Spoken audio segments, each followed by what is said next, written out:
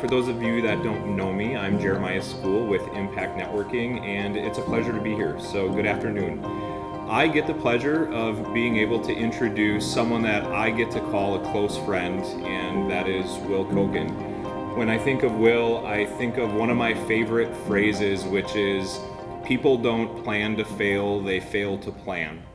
And it's not only that planning, but also just a relentless determination that has allowed Will to accomplish some really big and audacious goals, some of which we'll get the pleasure of hearing here this afternoon. So with that, if you could join me in giving Will a warm welcome to the podium. Will.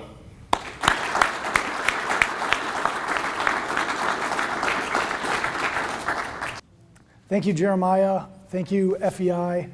Michelle, it's been an absolute pleasure to work with you. Something real quick before I get started. Your organization I don't even know how many speeches I've given now, is the only organization that reaches out as far out as they do and really works with the speaker to make sure that everything is set up. So thank you, Michelle. It's been an absolute pleasure. What you'll see here is some of the things that I'm very proud of in my life. The first one being the most important, though.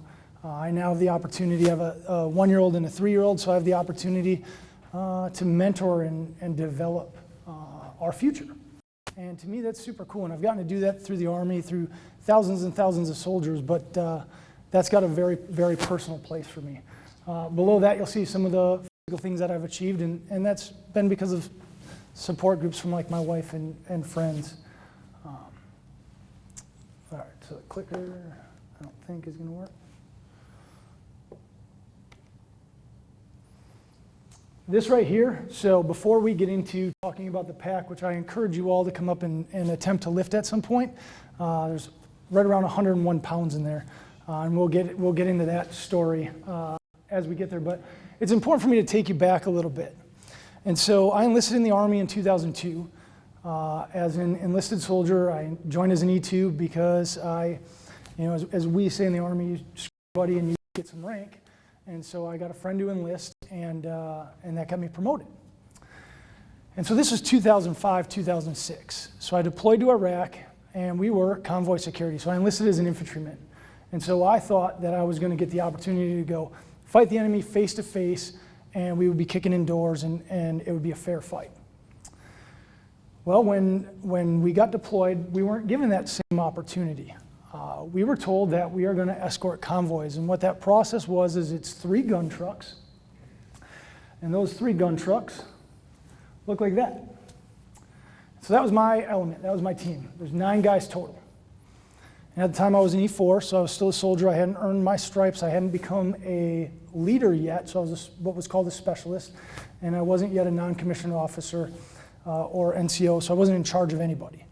So my role and responsibility was in the turret of one of these gun trucks. And this is the Cross Sabers in Baghdad, Iraq, which was created by Saddam. And this is pre that us getting Saddam time. So this is, if you remember a time in Iraq and Afghanistan, or in Iraq, this is when we lost Ramadi and Fallujah. And so what we would do with these convoys is we would take our 3 gun trucks and we would escort 30 semis. And these semis are what's called white semis. And a white semi is driven by a third country national, or you might hear me refer to them as TCNs. Okay, third country national, TCN. So that is it's somebody from like India. And so we were paying them about $400 a month to drive on the most dangerous roads in the world. And all they had for escort was 3 gun trucks with 3 people in each truck. And so our package was 2 50 cal machine guns and a 240 Bravo. And what that is, 50 cal machine gun, it shoots a decent sized bullet, but it sends a couple hundred of them out every minute.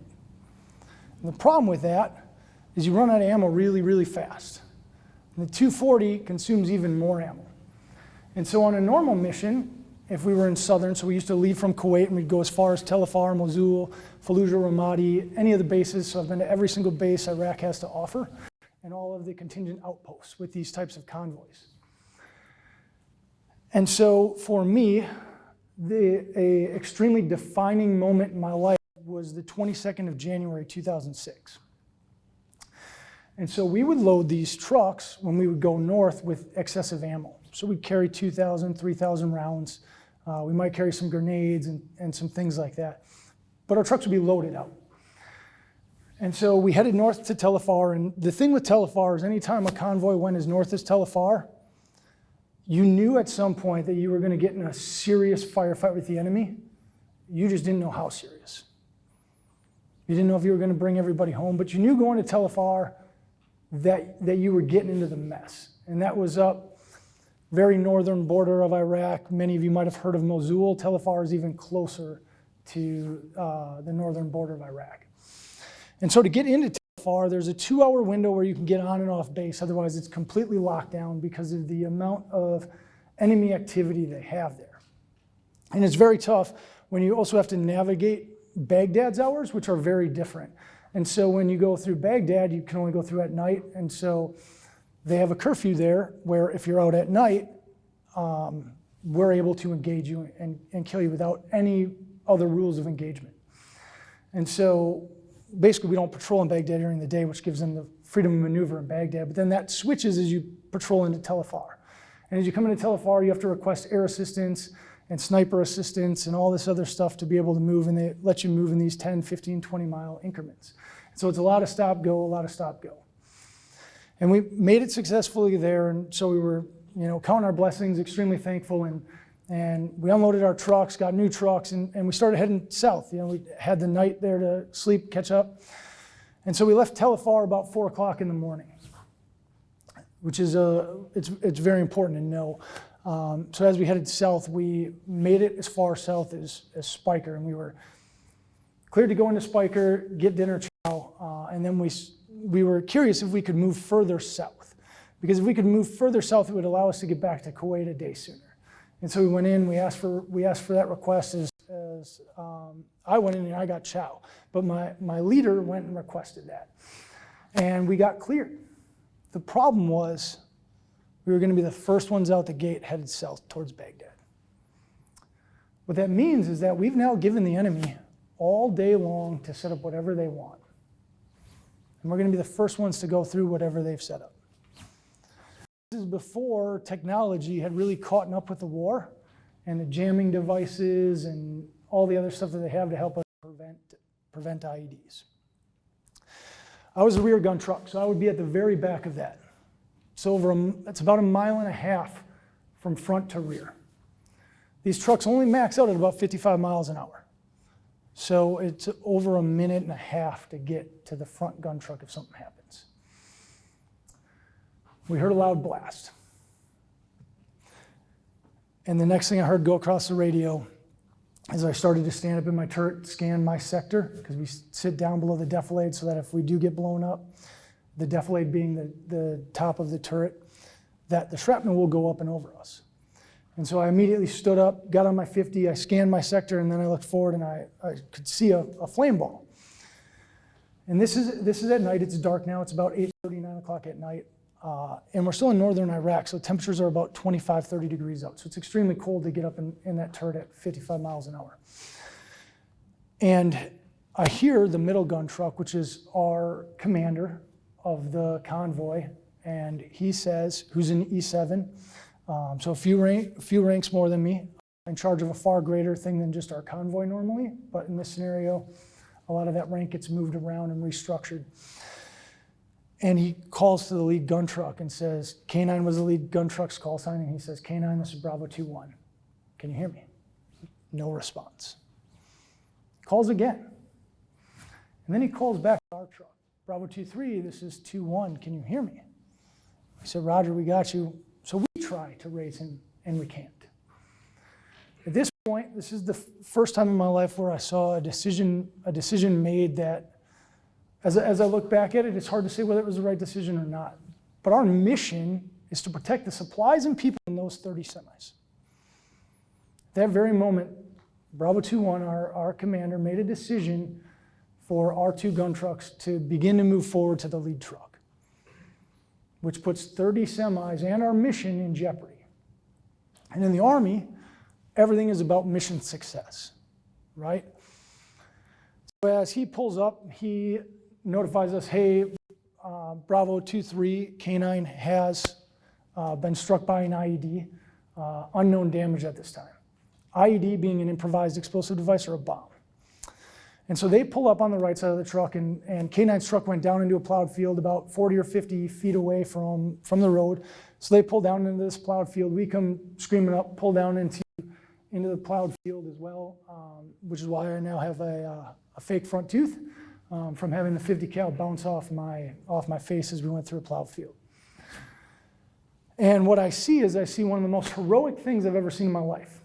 The gunner of that truck, covered in Gore-Tex, which is like a plasticky, rainproof, warm weather gear, because it's freezing cold in northern Iraq. That gunner was out. He was engulfed in fire. What we later found out was 90% of his body received third-degree burns. And they pulled out over 500 pieces of shrapnel out of him. He was running across the field, trying to put himself out. He wasn't doing the stop, drop, roll thing.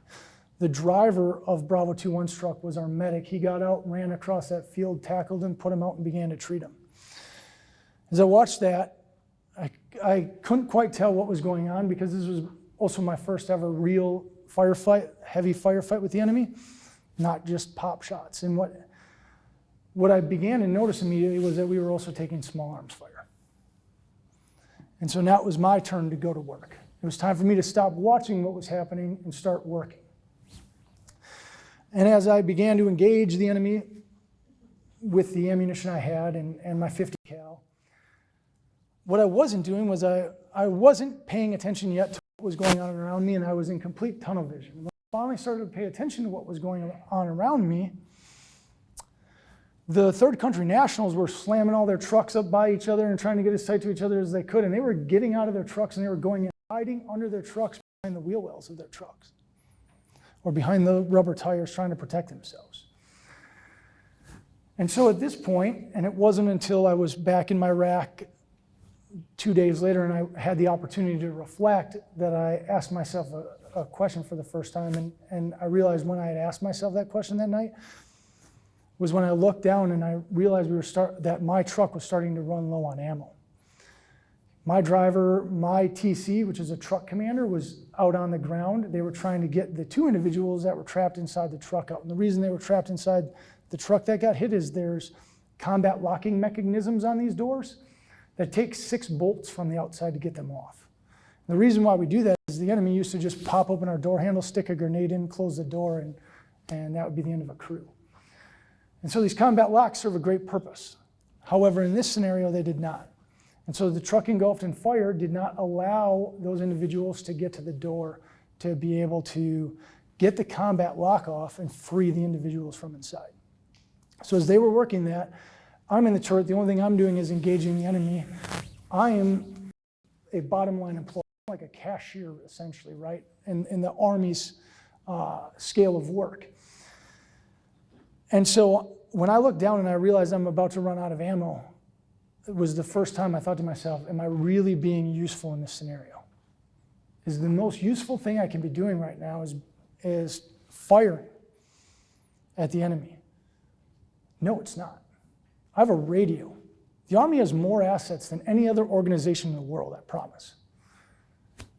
But I wasn't using any of them. We weren't using any of them. We were now 6 guys fighting for our lives. And I was convinced that I was going to die. Convinced. But I got on the radio, and the first thing I asked for, because I didn't understand assets, and I knew that there was a whole bunch of enemy around me, was bombs. I need bombs. I need all the bombs I can get. And when you call, you're calling up to an airplane in the sky that's just flying around waiting for radio calls from different convoys who are in distress so that they can relay to the nearest base. And that nearest base can typically send out whatever assets you need. But as a bottom line employee, often we don't know what assets our organization has. And that's one thing I challenge many of you is to find out, what do your employees know about the assets in your organization? What is available to them? Do they know what's available to them? Because at the time I didn't know. And what did they send me? They sent me a pair of F-16s. What does a pair of F-16s do when the enemy is only 100 feet away from you? They can't engage. Those bombs would have killed us all and destroyed the mission and all these third country nationals as well. So all they did was they gave us a show of force. Stopped the firefight for maybe 30 seconds, and then it was back on. So then I'm talking to these pilots, and they're like, dude, you need helicopters. So then I call, handcuff net is the name of the net in the air. So I call him again and I'm like, hey man, I need some helicopters. Well, what kind of helicopters do you need? I need the kind that's going to kill some people. And so that's how the conversation went, right? Had I have known what assets were available to me, and had I have understood that the assets at the nearest base are these Apaches, and the Apache flight time is this, and I could have them on air for an hour and a half, and I started, if I had known these things, we might have been more successful that night. We might have, had I have called for the right assets, the two individuals that were burning alive inside of a truck might have lived, or at least had a lot better opportunity. Because it wasn't until I finally made the correct call, which was to call for an element that's abbreviated as QRF. It stands for Quick Reaction Force. Every region and country has a quick reaction force. Usually it's packed with combat controllers who understand all aircraft assets and how to utilize them, pararescue or special operations medics who can perform crazy life-saving trauma treatment in the field, and a whole bunch of dudes in ammo. In our case, they brought those packages out in tanks. We got M1 Abrams tanks as a QRF element, and it took them about a half hour to 45 minutes to get to us. Now yes, it's a very long time, but mind you, I'd already been in a firefight for a half hour, 45 minutes, maybe it was an hour. Time was just going in the motions. We were running out of ammo. I made all these other wrong calls because I didn't understand the assets. I didn't understand how to be used. And that cost us. It cost us dearly. And it was the same thing for all of us. And as we look back and reflected on that and did our after-action reviews, that's the one thing that kept coming out of it, was that we weren't being useful. We didn't know how to use those assets. So now I want to take you forward a little bit to 2019. In 2019, I got the opportunity to train up, lead, and execute operations with a QRF element, a quick reaction force. So now I'm on the opposite side of the coin. And our role and responsibility in Afghanistan was all of Tactical Operational Area East. So if you divide Afghanistan into 4 regions, Northeast, Southwest, we had all of East. It didn't matter who was operating in there that would need our assistance, from conventional Army forces, special operations of all branches, conventional Marine forces, the CIA or any other 3-letter acronym government agency working in the area. Anybody who would need our assistance, we would immediately deploy to begin to attempt to save their lives. And the first thing I had to ask myself in this scenario is what are the assets that I'm going to have? And I said, well, you're most likely it's Afghanistan. Now, if you understand anything about the enemy, a helicopter's a really easy target. We move slow, and we have to land somewhere generally flat, or fast rope in. And if we fast rope in, then we just sit in a hover for a very long time. It's a very slow exit. The other problem is Afghanistan is very mountainous. Different air platforms can go to different elevations. Now let's say it's a special operations team out there which is one of the scenarios that we had when I was in Afghanistan, is we had a special operations team that was out in a firefight that had called for QRF assistance. And we knew that they had been firing because we could listen to all of their radio traffic, and so you could hear them shooting and you could hear the enemy shooting back at them on the radio. And as I prepared these men, our platform that we were planning on getting on was 2 Black Hawk helicopters. Now a QRF force is 36 individuals, but a Black Hawk can only hold 9. Problem is, this is Afghanistan. It's in the winter. So both of those variables don't allow us to take 9 people. And we knew we were going to have to bring them what the Army calls a speedball of ammo, which is just a big Skedco filled with ammo. So that's 800 pounds of ammunition. In order to bring that, I need to bring less people. So now I'm at a decision point.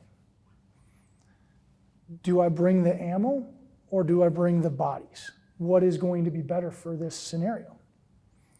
And then I had to go back to that same question, and I took a tactical pause, which is something that I've worked long and hard on being able to do when the stress level starts to get very high like this. And I asked myself the question, how can I be useful? Am I the most useful guy to get on that plane? Am I going to be the best guy to put on the ground? Is it going to be my platoon leader? Is he going to be the best guy? Is this squad leader or that squad leader? And I had to ask, who's going to be the most useful in this scenario? Because there's only so many people that we can put on that helicopter. Thankfully, we were actually called off that mission. And the ODA that was on the ground was able to neutralize the enemy before we ever got in the air. Why that happens is they have to get a general out of bed.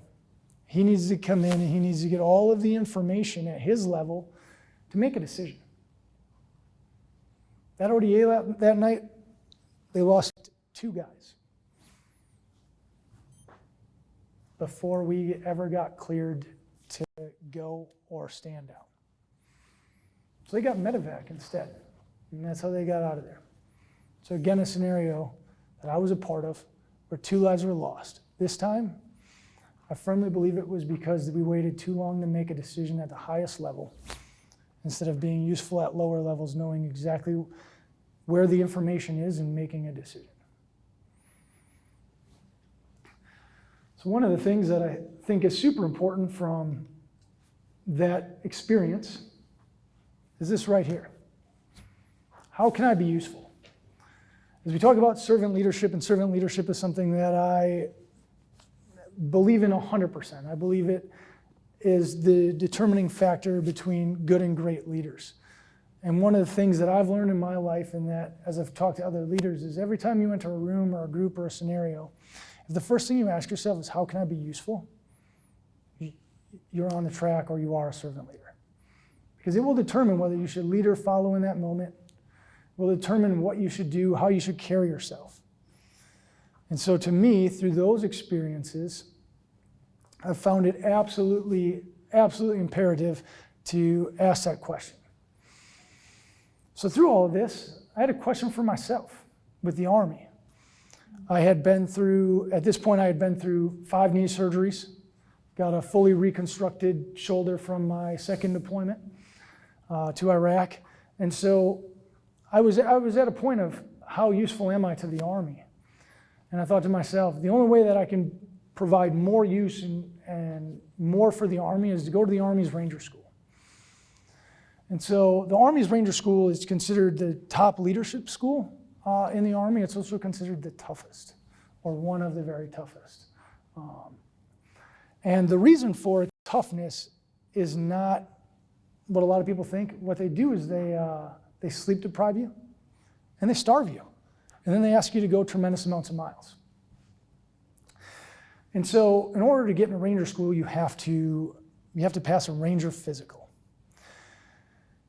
And I had 5 knee surgeries and a busted shoulder. So I went to the Ranger physical and I failed. But I don't know how to fail was the problem. So it's cool. Some doctor, a very qualified doctor, told me that I couldn't pass a special operations course because I wasn't physically fit enough. And so they give you, it's like a 5 or 6 page packet that says, there's only one block that matters, and that's block 74. And it says, is this soldier, NCO, or officer fit for special operations duty? And mine had a no X in it. It's just a pen X, so I went and whited it out, and I changed it to a yes, and I brought it back to my chain of command, and I said, hey, they cleared me for Ranger School. When can I go? And they were like, well, we'll send you in 2 months. And so I got down to Ranger School, and I was super worried because you got to take that same packet, and I handed it over to the doc there, and this is 2013. And I handed it over to him, and I'm like, standing there, please, please, please. And he flips to that page, looks at block 74, and says, you're good, go over to the physical fitness test. And so I run over there with a big smile on my face and a ton of excitement. But now I want to get into that whole part of why things like that physical are important. So I'm in mountain phase of Ranger School. And in mountain phase of Ranger School, they start to play a lot of mind games to get the rest of the people to quit. And we started Ranger School right around 400 people and graduated 76 of us. The bulk of those people quit. It wasn't because they failed to be good leaders or failed at patrols or any of that. They just quit. And that almost happened to me because my shoulder stopped working. So what they did was it would be 11:50 at night, and they would say, hey, you can have because they're required to give you 2 MREs a day. And an MRE is a meal ready to eat. It's just a brown bag. You rip it open. It's got stuff that's been dehydrated in there for a year, 2 years, 5 years, who knows, right? And they would say you have 1 minute to consume your first MRE, go. 11:55 now, 3-4 minutes later after getting done with that. Open your second MRE, you have 1 minute to consume that, go. And you learn some tricks like don't eat the crackers, they don't go down as fast, and things of that nature. And so I did that, and then the next morning, 12:01, take out your 2 MREs for today. And that's when you realize it's gonna be 48 hours till I get to eat again. You're gonna make me walk 30, 40 miles over the next 48 hours without food. And so again, you get a minute in MRE and then another minute to do your other MRE, and then you're back up on patrols. And maybe they let you sleep 20 minutes here or 20 minutes there, but it doesn't take long to start to get people to quit. What happened to me is my shoulders stopped working. So as you start to become deprived of things, your body starts to deteriorate and shut down. And my shoulder being the weakest point in my body, it gave out. And so what my ranger buddy did, because I was like, hey man, I'm gonna have to quit. I can't raise the rifle, and if I can't raise the rifle, again, how am I of use to you guys? How am I useful in this situation? And he was like, no man, let's just duct tape your hand to the pistol grip, and then you can just raise it up with your left arm and you'll get close enough.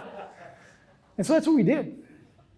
And that went on for about 2 weeks. And then the cadre noticed. And one of the ranger instructors was like, hey man, why is your hand duct taped to your pistol grip? And I was like, just so that I don't ever lose my rifle. And he was like, come on, what's the real truth? And so I was like, I can't raise my arm. So I've been doing this, so it's basically in a sling all day, and I've still got my 2 hands on my weapon like I'm supposed to. I'm still able to manipulate the trigger. I'm able to do mag changes, whatever I need to with my free hand. Just when I would go to do a mag change, it was real awkward because I was doing it back here because I couldn't lift it.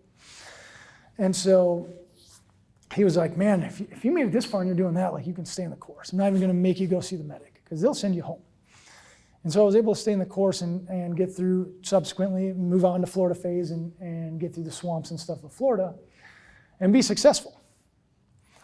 And then the competitive nature got to me. And so the competitive nature got to me and I did Best Ranger, or I signed up for Best Ranger competition. And I was like, this is where I wanna be. This is where the best of the best go and compete. And so this is me at the Best Ranger competition. And one of the things that I learned through this process was that if you want to be the best, you just got to take a little bit more risk sometimes. This right here is called the slide for life. You get doing 35-ish miles an hour on it, but you're supposed to let go about 10 feet before this. And I was like, hey, I've water skied before. This is no different than barefooting. I'll just ride it into the tire to save the time competition so that we can win this event. And so I wish they had the picture from about 2 seconds later when I smoked the tires at 35 miles an hour. Yeah, I'm lucky I didn't drown there. But this ultimately led to the pushing that hard and taking those risks ultimately led to the downfall of my partner. So Best Ranger is a 2-person competition. And so my partner here, Jose Moreno, great dude. I broke him on the first day. So we had trained together for 2 months, and as I look at, again, that being useful, during the competition, I pushed him too hard.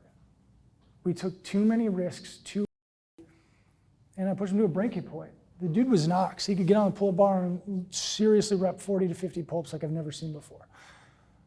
But he wasn't a runner. He wasn't an endurance athlete, and I pushed him like he was one.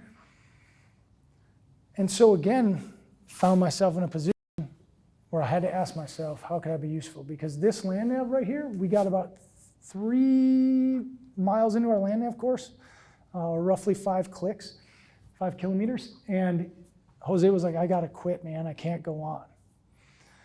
And at that point, it was a very simple decision. You just can't carry the pack anymore.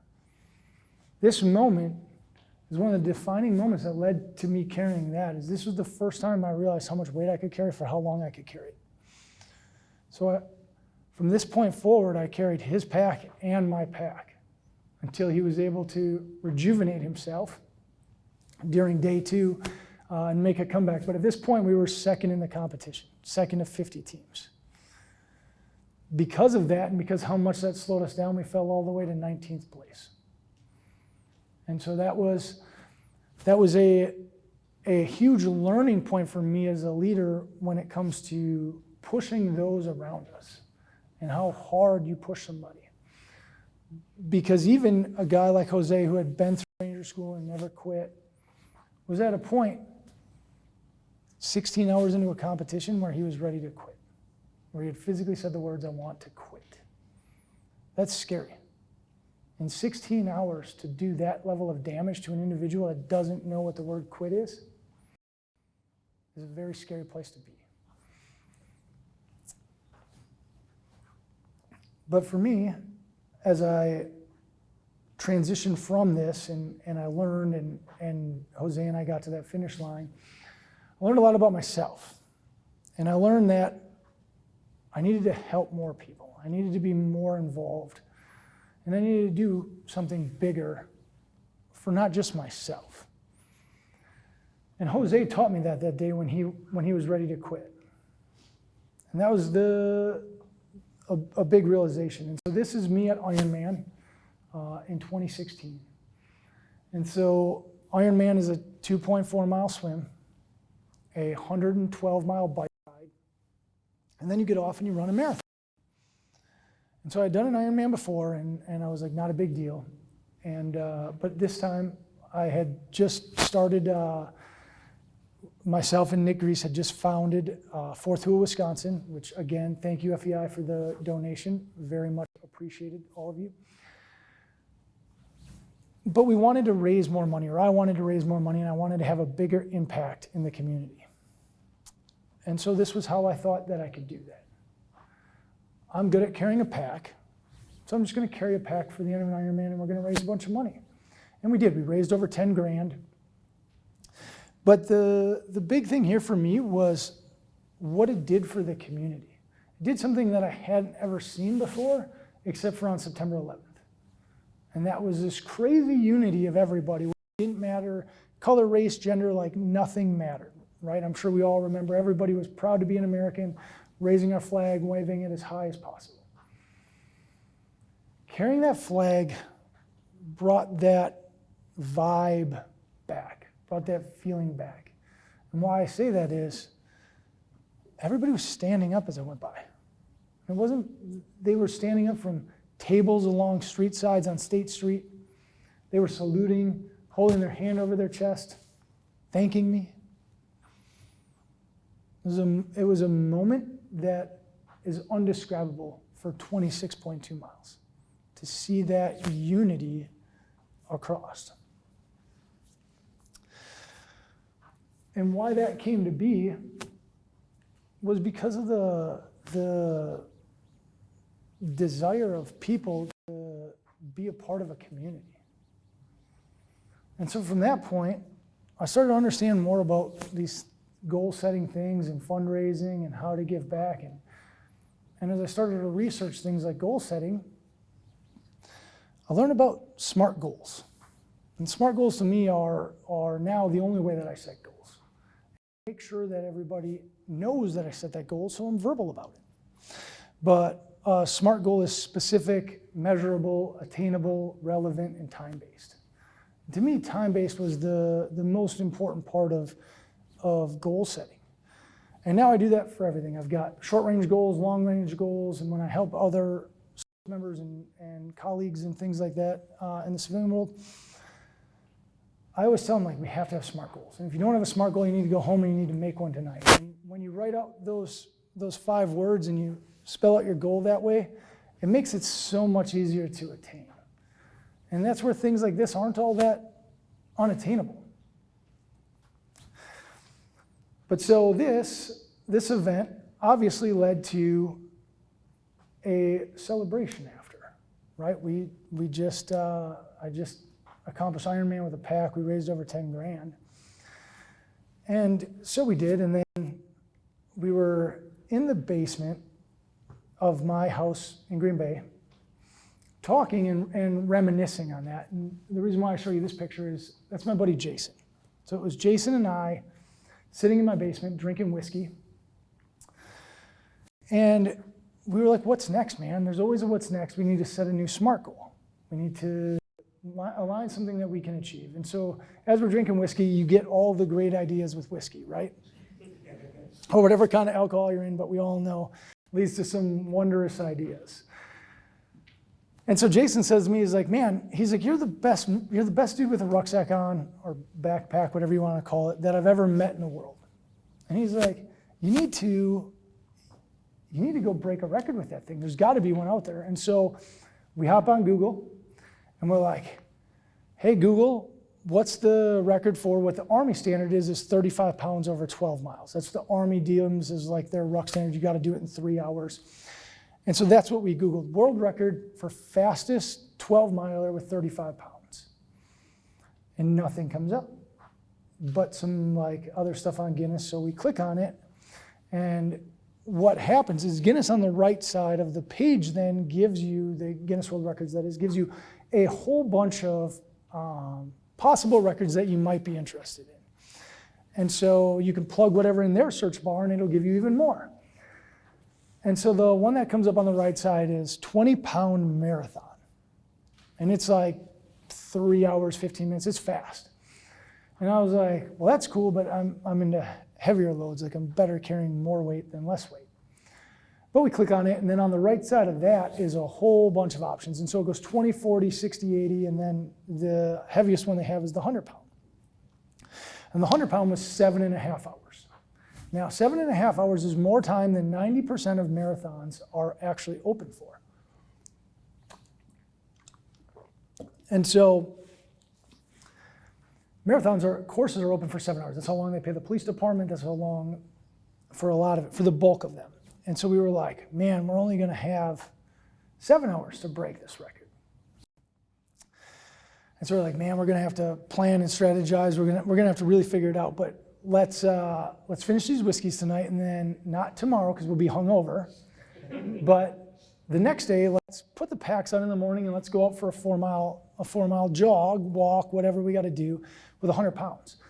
So Jason owns Apex Heating and Cooling, and so we go to his shop, which is a HVAC company, and we're dumping everything we can from sheet metal scraps to bolts to get our packs to 100 pounds. And we can't. The highest we could get them to was like 95, 96 pounds. We're like, good enough.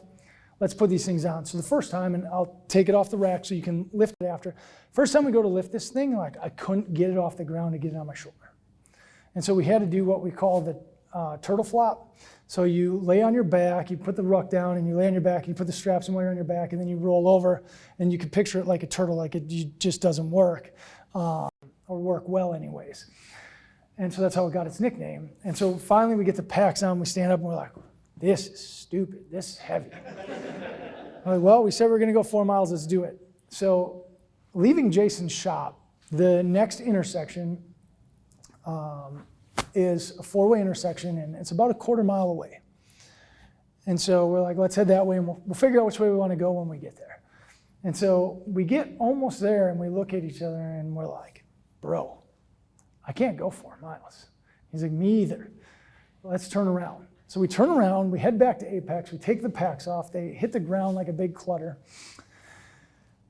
And we stand back up and we look at each other, and our hands are on our legs, we're just beating sweat, exhausted, and it's wintertime like this, it's in December. And we look at each other and we're like, let's never tell a soul about that ever again. Like that never happened. And that lasted about a month. And then I called Jason and I was like, Jason, man, I'm gonna do it. He's like, do what? And I'm gonna go break that record. He's like, there's no way. You did the 1/4 mile with me. That guy's inhuman, it's not possible. I was like, anything's possible, man. We're gonna have to fail a couple of times to get there. And that's a part of the process. And our plan was to break the record, or my plan was to break the record that May. So I was giving myself 5 months to do it. Took about 17 months to get to breaking the world record. And it was a lot of miserable months. You can see us again here training in the snow of Wisconsin. With 100 pounds on your back, it's a heater. So you don't need much for hats and coats because that thing will warm you right up. So we had this I had planned and I had strategized and I had done a ton of reflection and I've worked through all sorts of things. And this is actually the third pack that I went through because the other two broke just from the weight load. And so I worked with Mystery Ranch, and Mystery Ranch was kind enough to do some things for me with the pack that now are standard in their pack. So there's a ratchet strap inside that holds the weight high and tight to your back. In their case, they made a super lightweight one, and I was like, I don't care what it weighs, you can make it as heavy as you want, I'm actually trying to get more weight in your pack. But this was essentially what we came up with. And so that was of great success, of great help to my success. And so this is record day. This is right as things are starting to fall apart. And I had a great plan. I was crushing my plan. I was way ahead of my pace. My nutrition was on point. Everything was going according to plan, which is great. I'm going to take you back again. What do we know about plans, right? No plan survives first contact type thing. These guys were driving down the road. Their plan was not to get blown up. That's what was happening to me in that race as well. I was blowing up. And I still had 10 miles to go. Something I want to share with you is right here. Teams of individuals around me. The bottom picture is me at that Ironman. Back when you saw in the daylight and I was looking good and I had nobody around me, right? I was going fast. And so a quote that I learned that has really held a special place with me is, if you want to go fast, go alone. But if you want to go far, go together. Both of these teams right here are the reason why I was successful in both of these events. It wasn't me, it wasn't all the miles and all the training I did before. Ultimately, it came down to these. At Ironman, Jason is the guy that you see up front, stand next to me, you'll see a water gallon in his right hand. He was dumping that water on my head every half hour, 45 minutes to cool me down. Because I had overheated. I went too fast. Right here, you can see even further into the race how broken I am doing my nutrition because I didn't put any food or water in the pack or on my person so that the weight wouldn't change. And so I had somebody with me who was like, every 5 minutes, hey, you need a sip of water. Every 10 minutes, hey, you need to eat this little goo or this little gummy or whatever it was that I was trying to take in. And because of those guys, I got to be successful. So it's me who got the recognition. But it's those who really, really did it. And so following that, I wanted to give that back to a group of people. And I thought, what's the best way to give that back? And one of those methods for me was to take 4 other guys to one of the toughest races on the planet and try and win it. That race is the Bataan Memorial Death March. The Bataan Memorial Death March is on White Sands Missile Range. The majority of it is in sand. It's got a huge elevation up and down. And it's a very, very, very tough course. And the reason why it's so tough is, if you're familiar with the Bataan actual death march, they made dudes march about 60 miles, then shoved them inside of train cars for about 40 miles, and then had them be POWs for the next 2 years. And so they try to relate that in a marathon. And so one of the things that I made these 4 dudes that were going to go with me, these 4 guys, and try and win this thing, was I made them read about that and understand what we were trying to do. And then we trained, and we trained very, very hard together as a group to be successful. And in the end, the 5 of us all got gold medals. And so that's one of the ways that I was able to take all of that knowledge that I learned over that 17-month journey of trying to become the best in the world with a backpack on my back, was that I had a whole bunch of information that I could distribute to those guys. I could be useful again, could provide more use. 2 of these guys now are special forces in the Army. So after that, I helped him train up for the Army's Forces course, and they're now deep in the process to earning their Green Beret. So I can't quite say they're Special Forces yet, but they're 2 classes away. Another thing I was able to do with the money that we raised, and in the world record attempt, we raised over $22,000. Or not even attempt, in the successful world record journey, we raised over $22,000. We were able to give them money back through Fourth Who to veterans. This guy right here is a World War II veteran. What happened to him was, lives in downtown Green Bay, somebody came and took his American flag off of his house. And if you look in the back there, you can see the Navy flag out hangs off one of those Menards, Home Depot style flag poles. And so they took off the American flag, they ripped it off the pole, threw it on the ground, and then they went and bashed in a couple of car side mirrors with that pole. Now this is a World War II vet. So he's been through the journey of people not appreciating him and then people appreciating him. But there's one thing that he loved, was that American flag. That flag was never out in inclement weather. And so to him, it was a big deal. And so what we did was we went and put a flagpole in his yard. And we put the tallest flagpole we could with the brightest light that the city would allow by code for us to do. And then we encased the rope inside of a metal box, as you can see here. It's probably the happiest day of that man's life. We were able to do that all because of a team effort, all because of a little bit of work. And so to me, that's still one of the best days of my life. It's far better than the day I broke the record, or many of those other things that are on the wall, is this opportunity to give back to our veteran community. So I want to leave you guys with a couple of things. These are the 3 most important facets in my life. And I think if you implement them in a small way or in a large way, that they will have tremendous change and success in your life. The first one is, how can I be useful? Again, I'm telling you, as a person who has read, strived, focused, reflected, and worked on trying to be a better leader for the leaders in my organization, and now I work in an operations center and manage somewhere around 680 of them. How can I be useful to those guys is one of the most important things in the world to me. And I tell you, it will have a huge impact on your life, and you will see it in the people you work with. The next is SMART goals. You have to set them. And you have to let other people know so they can hold you accountable. It's huge. And then the last one is reflect. If you're not reflecting, how can you change? How can you grow? That was one of the hardest things for me to understand back when I was a young leader. But as I got better at it, I take more and more time to reflect on the things that I've done in my life. Get to those new things and work on those SMART goals. So there's something that I always like to, because you have to have a SMART goal. You have to. I'm a big believer in what's next. You always have to be looking forward. What do I plan to do in the future? This is me running inside of a plastic off space. And my what's next? My next SMART goal for physical fitness anyways is to run the Keys 100 mile this May.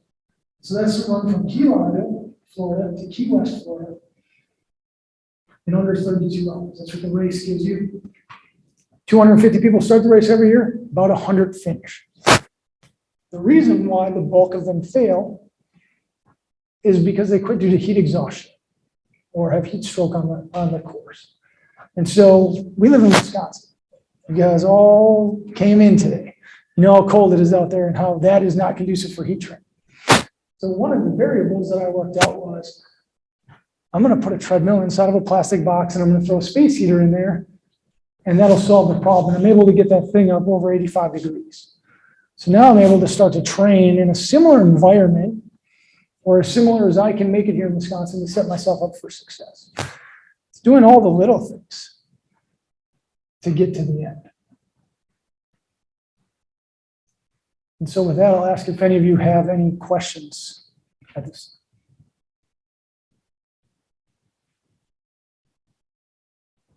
time. Looking back on in Afghanistan, Baghdad, etc., with bullets flying.